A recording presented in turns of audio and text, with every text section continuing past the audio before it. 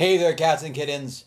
This week's comic book of the week is Doctor Who 13, an IDW comic. It's written by Joshua Hale Fialkov with art by Matthew Dow Smith.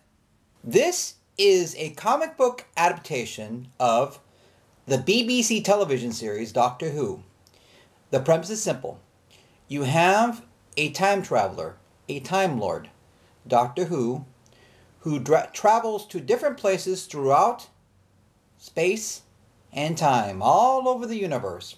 He's accompanied by companions, fellow travelers, who will share his adventures with him. In this issue, we find the Doctor and his two companions, Rory and Amy Pond, landing in Casablanca in 1941.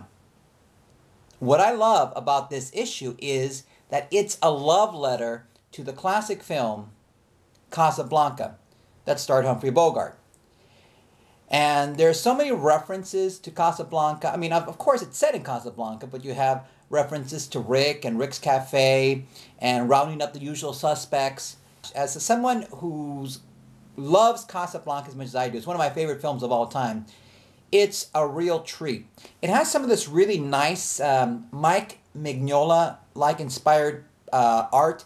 Very thin and very symmetrical.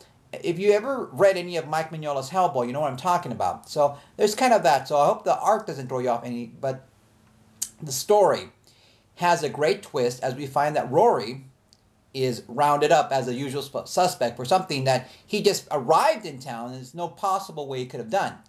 But the story between the Doctor and Amy and Rory and why exactly Rory's been put into prison is interesting. There's a great reveal with a Doctor Who alien race in it, which I won't spoil for you, but it's fun, and it ends at a nice cliffhanger.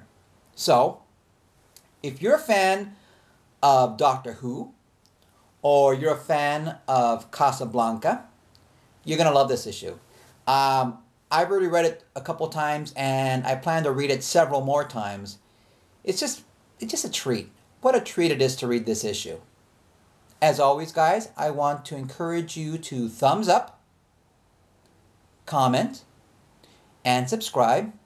And don't forget to pin me on your homepage. All right, guys, well, here's looking at you, kid.